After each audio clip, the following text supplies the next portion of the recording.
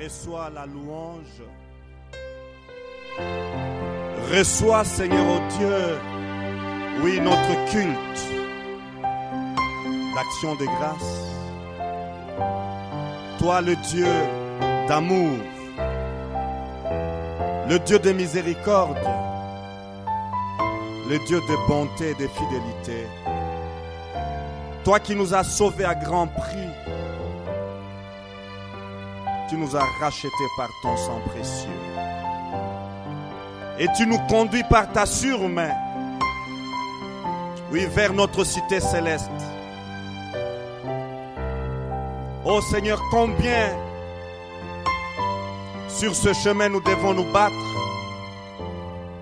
Combien pour entrer dans notre cité céleste? Nous devons, Seigneur, tenir ferme. Nous devons te faire confiance. Seigneur, merci. Merci pour le privilège que nous avons de nous approcher de ta table, de manger à ta table ces menus que le monde ne peut nous offrir. Béni sois-tu, ô Dieu.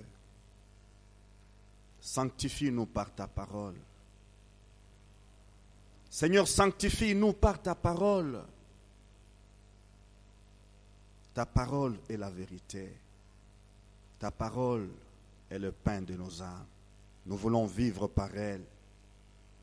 Merci, Père, de nous bénir ce soir. Au nom de Jésus. Amen.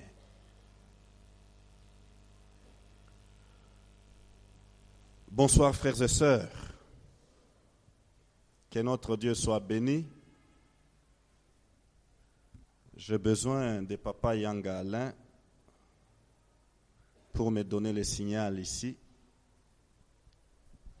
Ou Papa Mundala. Nous continuons notre étude sur les livres de Josué.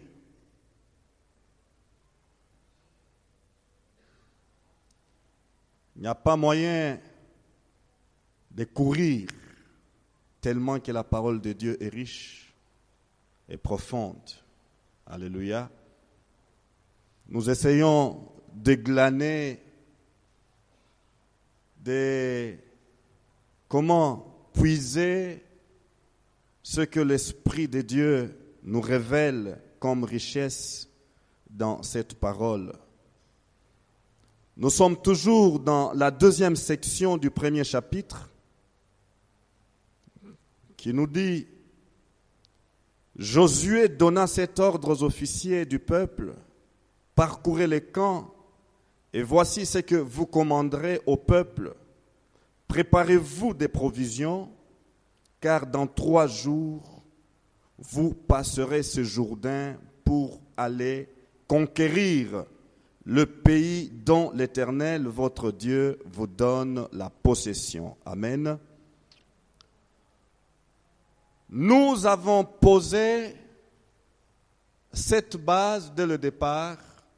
Le livre de Josué est un livre qui nous parle du succès, un livre qui nous parle de la réussite. Et pour ce faire, Dieu donne les principes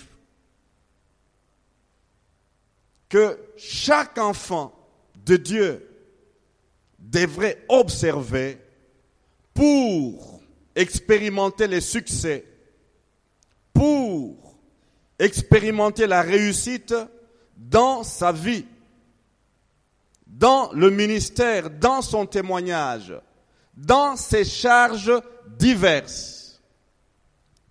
Et la fois dernière, nous nous sommes dit que parce qu'il y a réussite, il y a aussi ce que nous devons savoir. L'antithèse de la réussite, c'est l'échec. S'il y a réussite, nous devons combattre l'échec. S'il y a succès, nous devons combattre la défaite. Et nous nous sommes arrêtés à découvrir les raisons qui peuvent amener les enfants de Dieu, le peuple de Dieu, à ne pas entrer dans leur terre promise. Les raisons qui peuvent les empêcher ou les causes qui peuvent entraver leur entrée dans la terre promise. Et nous avons mentionné en premier lieu la paresse. Après la paresse, nous avons vu la fois dernière. Quel autre élément après la paresse, si vous êtes là? Les attentes irréalistes. Et nous avons, avant de terminer, introduit la troisième cause qui peut nous empêcher d'entrer dans notre terre promise ou dans notre pays de la promesse. Nous avons cité quelle cause en troisième lieu? Oui, la nonchalance. Et c'est par là que nous allons continuer ce soir. Et nous terminions par cette déclaration de l'apôtre Paul, 2 Corinthiens 5, 9, 10, qui disait « C'est pour cela aussi que nous mettons notre point d'honneur à lui être agréable, soit que nous demeurions dans ses corps, soit que nous les quittions, car il nous faut comparaître devant les tribunaux du Christ, afin qu'il soit rendu à chacun d'après ce qu'il aura fait dans son corps, soit en bien, soit en mal. » Alléluia.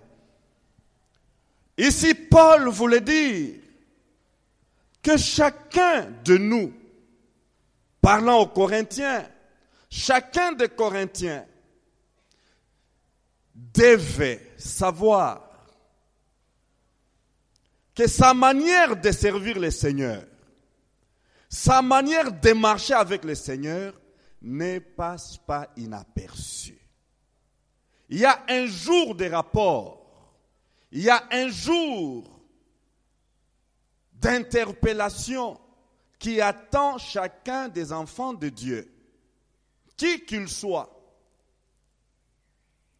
responsable ou pas responsable, pasteur, ancien diacre, responsable du ministère ou du département, fidèle assis dans le banc, ou celui qui balaye la salle, ou celui qui se tient derrière la caméra, chacun de nous devra répondre sur la manière dont il a marché, sur la manière dont il a servi le Seigneur.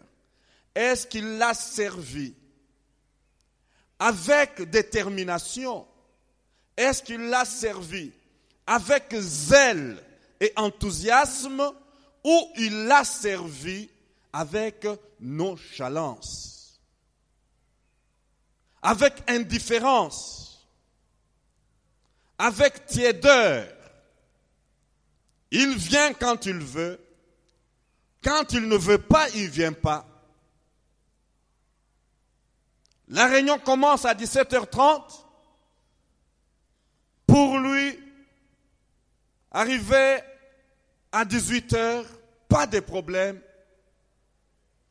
Le culte le dimanche commence à 7h30. Pour lui, arriver à 8h, pas de problème. Chacun devra répondre devant qui? Devant les tribunaux de Christ. Alléluia. Alléluia. La nonchalance. Comment travaillons-nous pour le Seigneur? De manière superficielle ou avec profondeur? Comment les servons-nous? Sans volonté, de manière laxiste ou de manière engagée et déterminée? Comment peut-on réussir lorsque nous sommes apathiques? Comment pouvons-nous faire des exploits lorsque nous sommes laxistes, sans volonté. La nonchalance se manifeste. Et là, nous allons nous appesantir là-dessus, sur les manifestations de la nonchalance. Les excuses, voilà la marque de la nonchalance. Les excuses. Ils ont toujours une excuse pour justifier leur attitude, devrais-je écrire. Pour justifier le laxisme, son indifférence, son apathie ou son inactivité, ce chrétien a toujours une excuse. Dites tout ce que vous pouvez dire, mais il va trouver une excuse pour se justifier. Pourquoi tu arrives en retard? Une excuse. Pourquoi tu n'es pas venu à la réunion? Une excuse. Pourquoi tu n'as pas fait ça? Une excuse. La nonchalance. Exemple, les paresseux déclarent, il y a un lion dehors, je pourrais être tué en pleine rue. N'est-ce pas une excuse fondée? La préservation, l'instinct de conservation. Il y a un lion dehors, je ne puis sortir, au risque de me faire dévorer dans la rue. Une excuse qui peut tenir devant un lion. Et alors quand il te dit, il y a un lion dehors, je ne puis sortir. Non, je ne pouvais venir au culte ce dimanche, il a plu. Je ne pouvais venir. Je ne pouvais être à temps. Il a plu abondamment et puis il n'y avait pas de transport. Excuses liées à quoi? Aux conditions climatiques. Le Seigneur Jésus fustige les excuses. Nous lisons dans Luc 14, versets 16 à 24. Et Jésus lui répondit, un homme donna un grand repas et invita beaucoup de gens. À l'heure du repas, il envoya son serviteur dire aux invités, venez, car tout est déjà prêt. Mais tous, unanimement, se mirent à s'excuser. Se mirent à faire quoi? Les invités. Pourtant, ce sont des invités. Autrement dit, les bénéficiaires de la grâce. Alléluia. Les dépositaires de la grâce. Que nous sommes, vous et moi. Tous unanimement se mirent à s'excuser. Le premier lui dit, j'ai acheté un champ. Et je suis contraint d'aller le voir. Tiens-moi, je te prie, pour excuser. Tiens-moi, je t'en prie, pour excuser. Un autre dit, j'ai acheté 5 paires de bœufs et je vais les essayer. Tiens-moi, je te prie, pour excuser. Un autre dit, je viens de me marier. Quelle chose légitime. Quelle chose indispensable, plan de Dieu, volonté de Dieu. Je viens de me marier. Et c'est pourquoi je ne puis venir. Alléluia. Excuse. Nos préoccupations mondaines, nos affections terrestres et temporaires, les soins, les soucis, les charmes de la vie ferme nos cœurs aux choses célestes. Je me fais comprendre. Ces choses qui nous sont légitimes, ces choses qui sont indispensables pour notre vie terrestre, pour notre vie temporelle, ces choses ferment nos cœurs aux choses célestes. Nous venons de voir là 3 domaines d'excuses et nous pouvons extrapoler.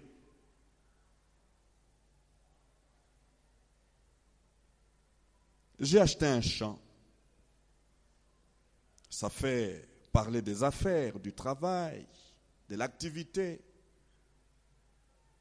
Et nous avons encouragé, la parole de Dieu nous encourage de travailler. Travailler. Tout ce que ta main trouve à faire avec ta force, fais-le. Alléluia. C'est biblique, c'est la parole de Dieu. Mais voilà, il y a une invitation importante.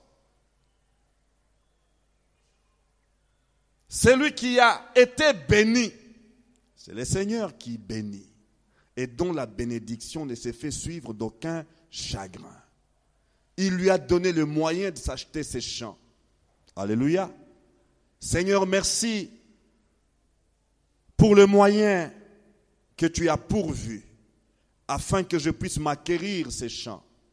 Seigneur, merci pour le moyen que tu as pourvu afin que je puisse m'acquérir ces véhicules de transport, un taxi. Seigneur, merci pour le moyen que tu as pourvu afin que je puisse acheter telle maison, afin que je puisse, développer telle affaire. Merci. Et quelque temps après, le Seigneur invite celui qui l'a béni. J'ai besoin d'une consultation avec toi. J'ai besoin de toi. J'ai besoin de te voir pour quelque chose de très important, de très déterminant. Oh Seigneur, tu sais, les champs que j'ai achetés, en tout cas, je dois aller le voir. Seigneur, comprends-moi, si je ne vais pas, je ne sais pas ce qui va arriver à ces champs. La bénédiction que Dieu nous accorde devient elle-même une source de nonchalance, une source d'excuse. Enfants de Dieu, nous sommes là. Cette bénédiction-là, pour laquelle vous avez ployé les genoux, vous avez crié à corps et à cri, vous avez demandé, Seigneur, donne-moi, Seigneur, bénis-moi. Et dans sa fidélité, dans sa miséricorde, il bénit, il donne. Le frère qui était régulier à toutes les réunions, la sœur qui était régulière à toutes les réunions, depuis qu'il a eu le chant, depuis qu'elle a eu ces chants-là, cherchez-les à la réunion, cherchez-la aux réunions et dites-moi si vous allez la voir encore ou si vous allez le voir encore. Oh non, écoutez, les chants me prennent tout le temps. Il faut sarcler, il faut remuer, il faut tourner la terre, il faut surveiller, il faut. Je n'ai plus le temps de venir aux réunions. Excuse, manifestation de la nonchalance, perte des ailes, plus d'enthousiasme pour les choses de Dieu. Je viens d'acheter 5 paires de bœufs et je vais les essayer. Tiens-moi, je te prie, pour excuser. 5 paires de bœufs, toute une entreprise. N'est-ce pas? 5 paires de bœufs. Une entreprise. Si pas petite entreprise, une entreprise moyenne.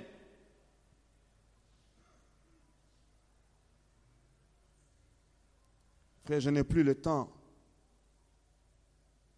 Comprenez-moi, il faut suivre, il faut surveiller, sinon, tenez-moi pour excuser. Et le maître va prendre une dimension supérieure d'excuses, un domaine sensible d'excuses. Je viens de me marier. Alléluia. Que le mariage soit honoré de tous, nous dit l'auteur de l'Épître aux Hébreux. Juste pour dire, quand je veux dire que je viens de me marier, parce que le mariage doit être honoré de tous, il n'y aura pas de débat, il n'y aura pas de discussion. Une excuse sage, une excuse fondée, une excuse digne d'être reçue. Je viens de me marier. Est-ce que le mariage est quelque chose de moindre importance? Non. Est-ce que le mariage est quelque chose de léger? Non. Que le mariage soit honoré de tous. Et nous devons honorer le mariage. Alléluia. Et nous devons travailler pour consolider le mariage. Gloire à Dieu. Nous devons travailler pour des mariages solides, des mariages heureux, des mariages prospères, des mariages bénis. Gloire à Dieu. Alléluia. Mais quelle est la place que nous accordons à ces mariages par rapport à celui qui est le donateur? Alléluia. Quelle est la place que nous accordons au mariage par rapport à celui qui en est le donateur?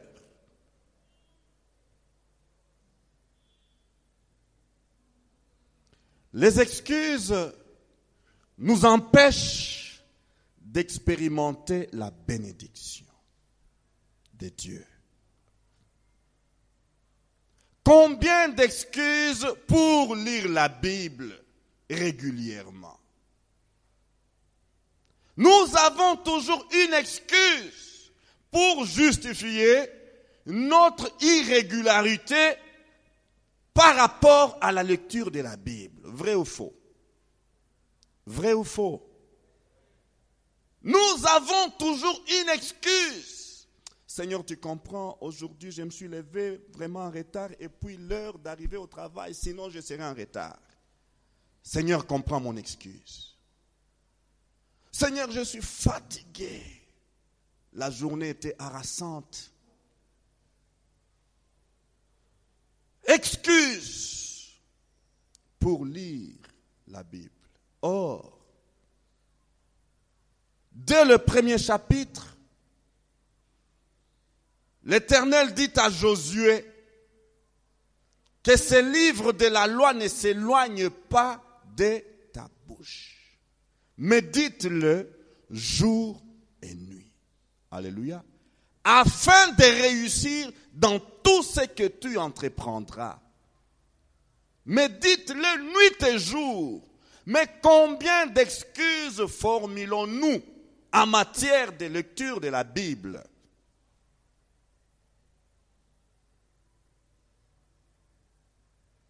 Moi-même, je m'interpelle.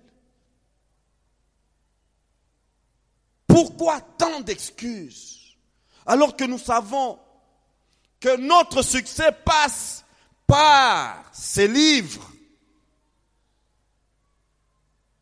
Notre réussite passe par notre attachement à ces livres.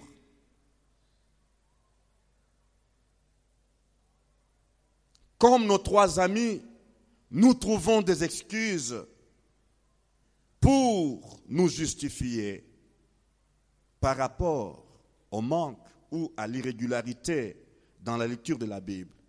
Excuses pour la prière.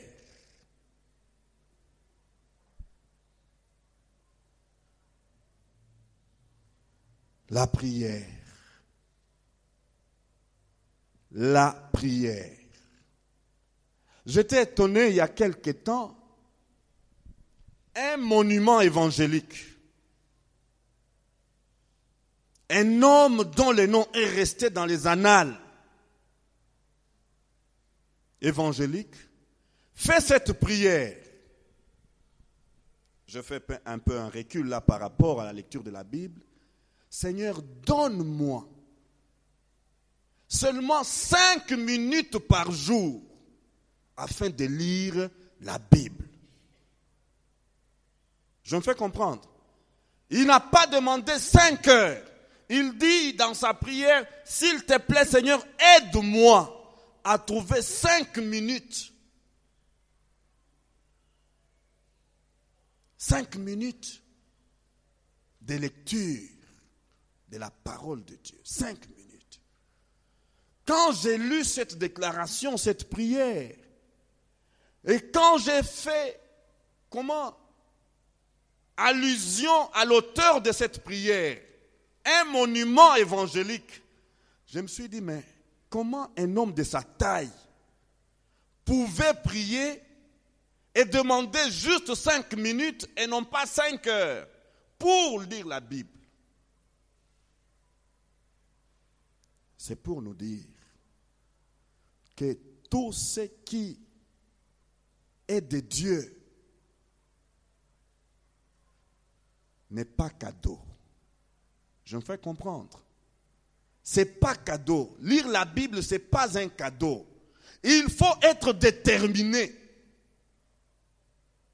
Il faut être zélé. Il faut être discipliné.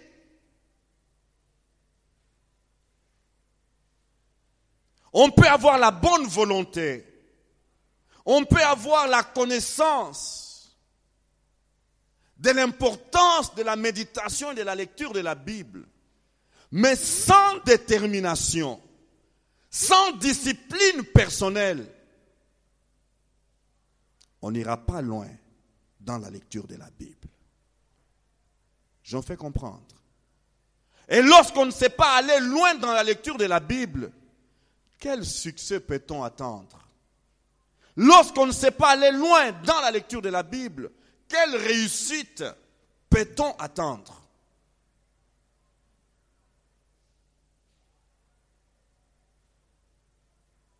Cet homme qui a fait cette prière, c'est le fondateur de l'armée du salut. J'en fais comprendre? Le fondateur de l'armée du salut. Seigneur, donne-moi 5 minutes chaque jour. C'est-à-dire que je ne rate pas ne serait-ce que 5 minutes. Donc si j'échoue de lire la Bible, que ce soit 5 minutes que j'ai passé devant la Bible. Alléluia.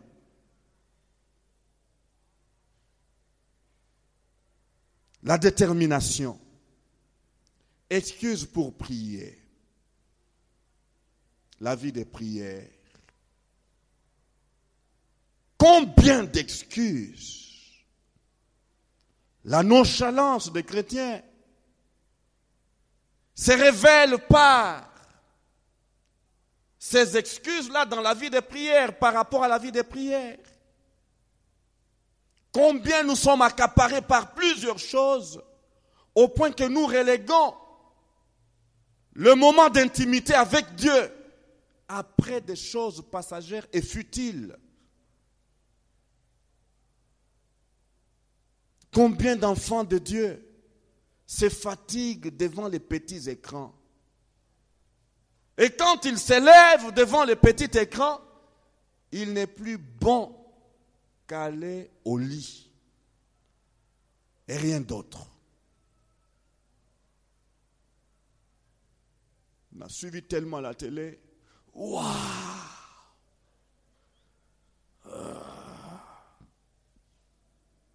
Seigneur, merci. Et c'est le sommeil. Ah Seigneur, tu comprends, la journée était vraiment très chargée. Oh là là, que j'ai parcouru des kilomètres, Kimbanseke, Maluku, Kinshasa, Mongafula. Plus d'énergie. Seigneur, tu me comprends. Excuse. Je dirais, le Seigneur connaît quand même que ce corps, l'esprit est bien disposé, mais le corps est faible. Excuse. Excuse pour jeûner. Les jeunes. Les jeunes. Les jeunes.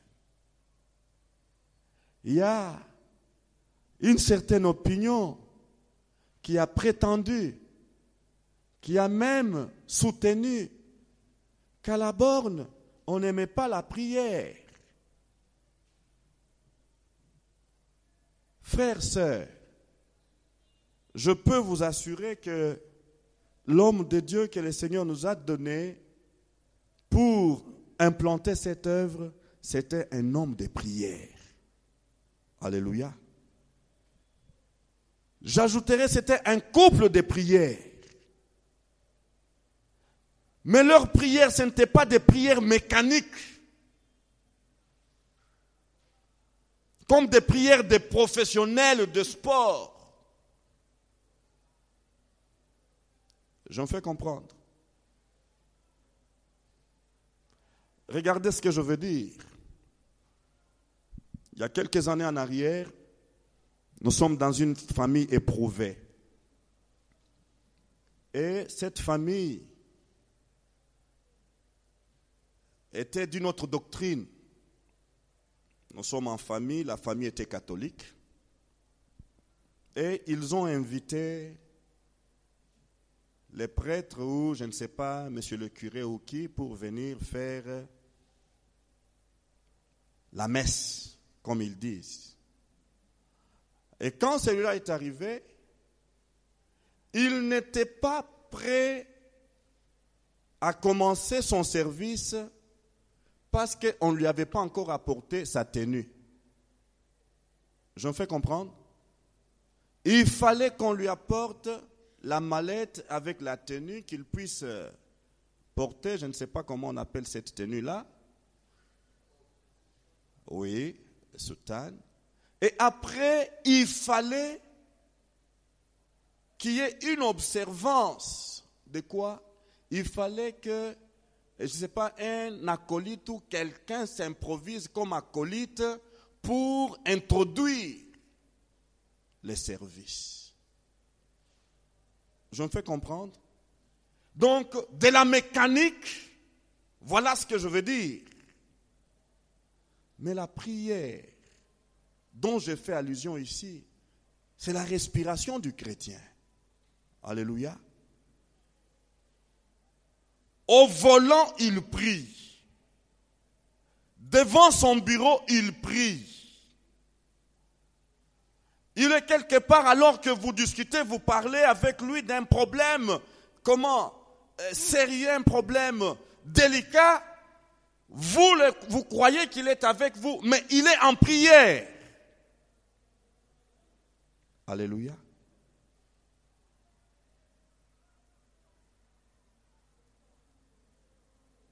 C'est une école. C'est une école. Et cette vie de prière qu'il nous a démontrée, ce n'était pas une école de l'ostentation. Je me fais comprendre?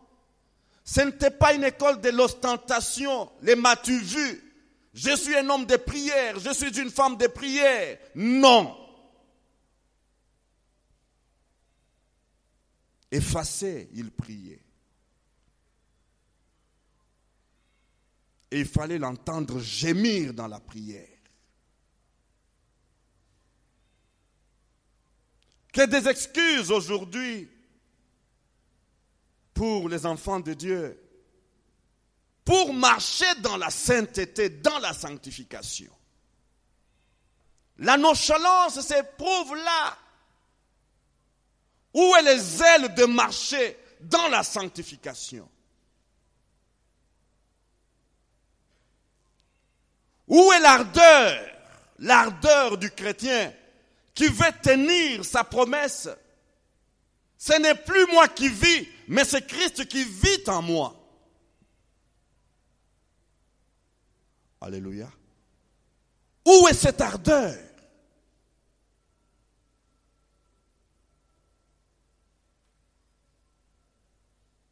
Aujourd'hui, que des chrétiens qui trouvent comme si, je ne sais pas, la vie de la sanctification était une option, était une affaire facultative. Tu veux, tu l'amènes, tu ne veux pas, tu ne l'amènes pas. Non! Ce n'est pas une option, ce n'est pas un choix. La vie de sanctification.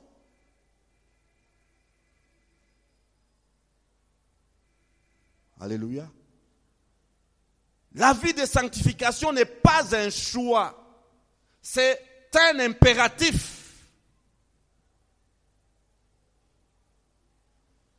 Mais aujourd'hui, que des chrétiens qui trouvent même des excuses. Aujourd'hui, ils présentent l'excuse. Après 2 mois, ils tombent dans le même péché et il revient encore, excusez-moi.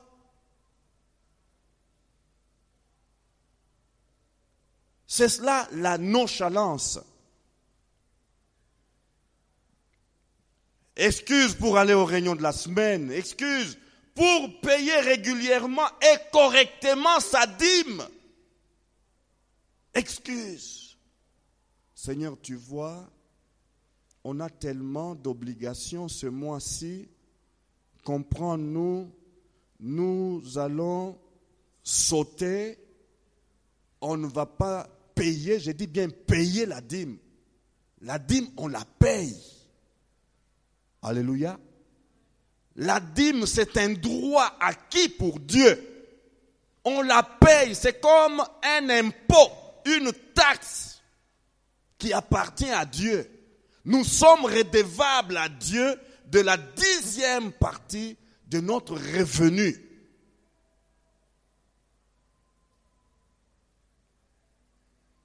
Alléluia. Nous sommes redevables. Et ce n'est pas non plus un choix. Je donne quand je veux. Quand je ne veux pas, je mets dans ma poche et je m'excuse. Je verrai le mois prochain. Mais comment avoir le succès? Comment avoir la réussite? Comment prospérer dans tes affaires? Comment est-ce qu'il va chasser celui qui dévore?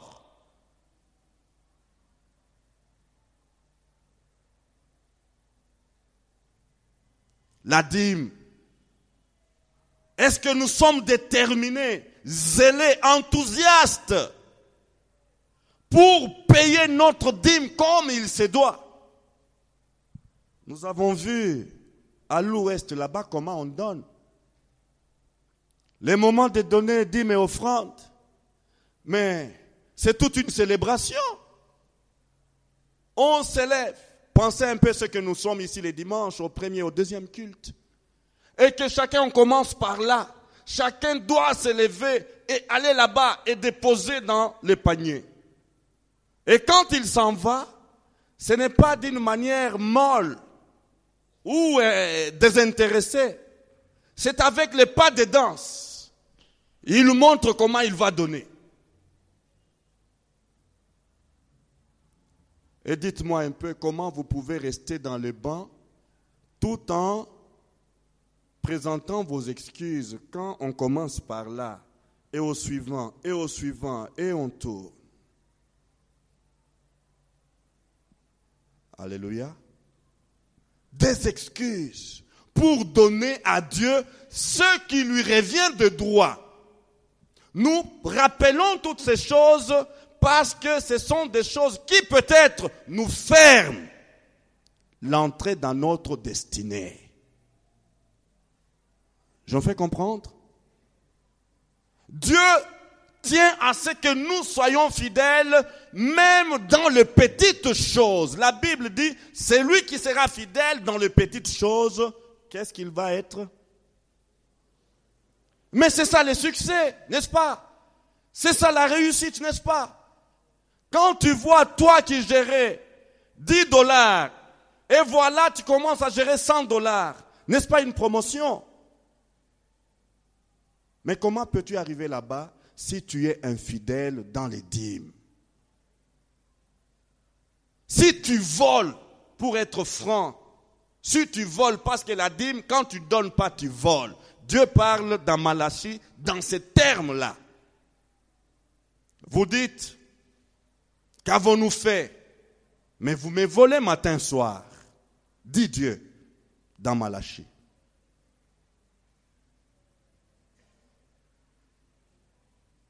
Que Dieu nous aide. Excuse pour pardonner son bourreau. Ah non, c'est difficile. Alors que la Bible nous enseigne, nous disons quoi? Pardonne-nous comme nous pardonnons à ceux qui nous ont offensés. Ah non. Ce qu'il m'a fait, non. C'est trop dur, une excuse. C'est difficile, je ne peux pardonner. Non, la blessure est tellement béante, elle est tellement profonde et saignante que je ne peux. Excuse pour justifier ton manque de vouloir pardonner. Mais comment peux-tu avoir une vie victorieuse quand tu as des excuses? Tu trouves des excuses pour justifier ton manque de vouloir pardonner.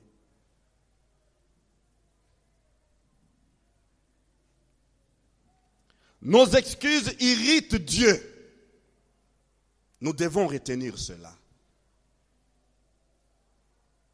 Nos excuses irritent Dieu. Nous ferment l'entrée dans le plan de Dieu.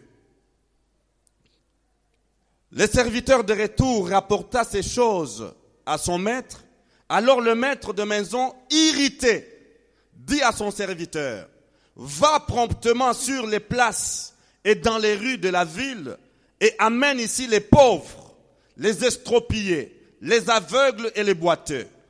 Et le maître dit au serviteur, verset 23, va par le chemin et le long des haies, contrains les gens d'entrer afin que ma maison soit remplie. Alléluia. Nos excuses, quelles qu'elles soient, irritent Dieu. Lorsque nous savons ce que nous devons faire, mais par notre manque d'enthousiasme, par notre manque de zèle, par notre manque de détermination, nous trouvons des excuses, eh bien ces excuses-là n'aménagent pas Dieu. Elles l'irritent. Dieu est irrité par nos excuses. Qu'il nous aide à bannir des excuses dans notre vie. Attention avec nos bénédictions reçues. Que champs, paire de bœufs, mariage, emploi, commerce, affaires, poste politique, conjoint, enfants, toutes ces bénédictions et grâces reçues de la part de Dieu ne nous rendent pas nonchalants, ingrats au point de reléguer les choses célestes au second plan au profit des biens terrestres et éphémères. J'en fais comprendre. Que ces bénédictions ne deviennent pas pour nous une entrave pour aller vers Dieu. que ces grâces reçues de la part de Dieu ne nous empêchent pas d'entrer dans le plan de Dieu. Au contraire, que cette bénédiction nous stimule encore. Alléluia. Que ces grâces expérimentées, que ces grâces reçues puissent encore nous stimuler, nous exciter à aller encore de l'avant avec Dieu.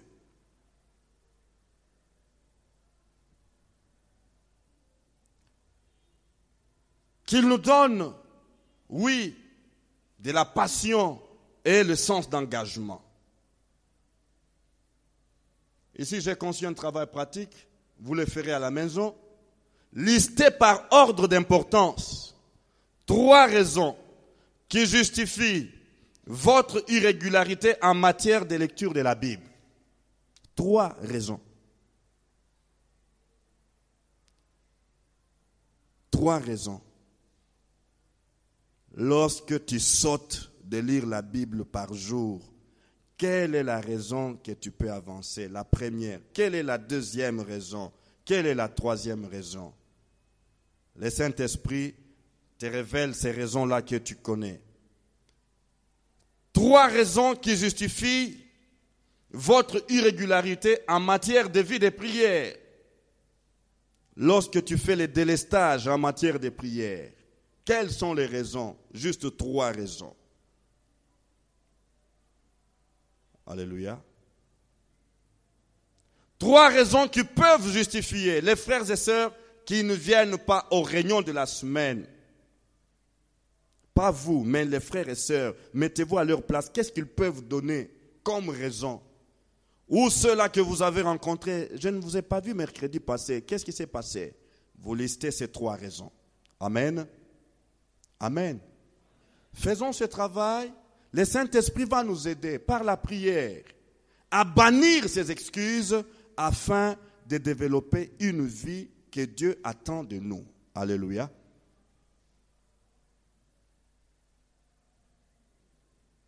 Comment vaincre la nonchalance?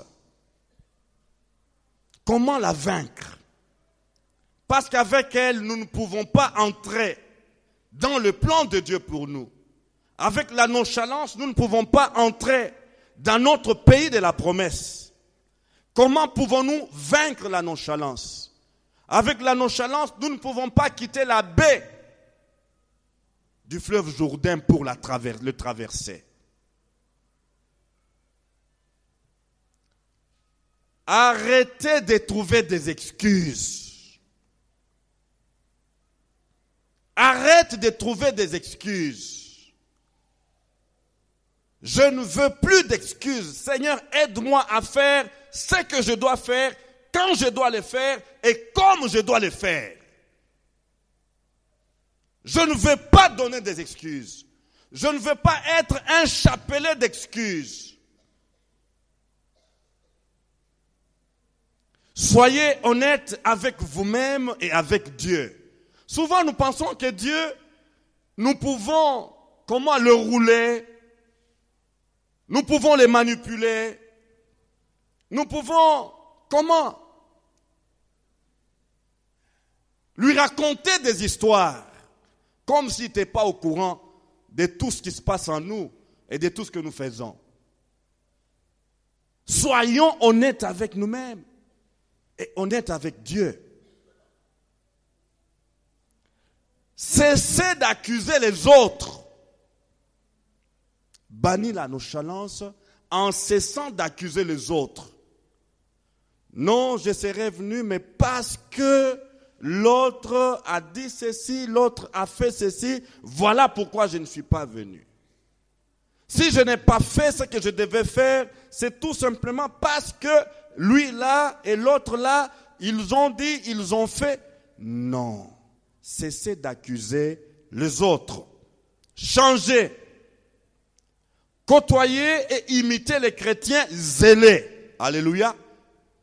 Côtoyez, fréquentez, soyez en compagnie des chrétiens zélés et passionnés. Chrétiens déterminés pour Christ et pour l'avancement de l'œuvre de Dieu. Alléluia. Frères, Ça, c'est un secret évident du progrès dans la vie chrétienne.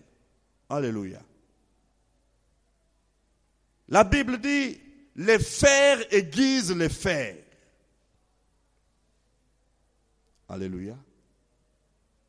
Cet homme-là a fait le travail dans ma vie chrétienne. Oui, pasteur Noé, tu as fait du travail dans ma vie chrétienne.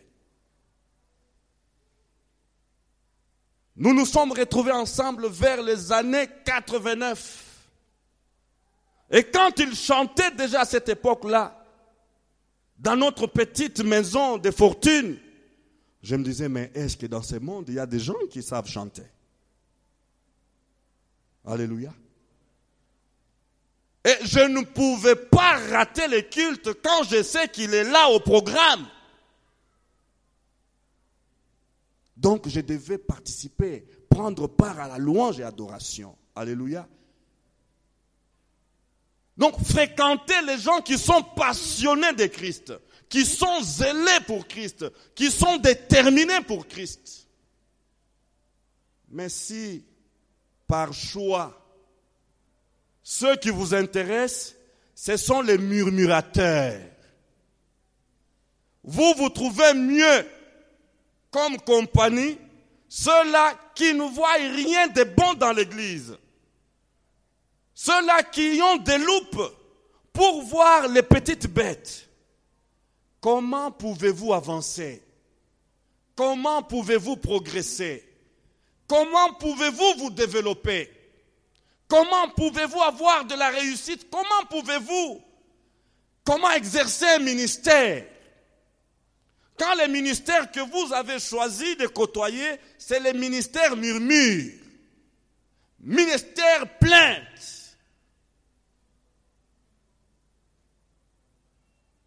Chers frères, trouvez et fréquentez, soyez en compagnie des hommes et des femmes zélés, passionnés de Christ. Alléluia. Ils vont vous contaminer. Et ici, nous avons un homme que Dieu nous a donné pour nous contaminer. Alléluia. Par sa passion pour Dieu.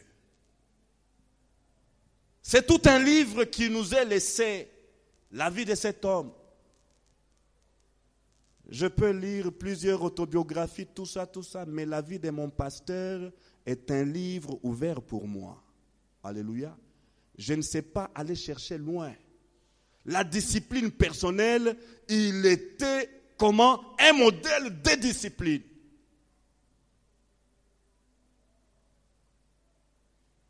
Arrivé ici en retard, pourquoi? Regardez un peu, il vient avec un dérangement au pied.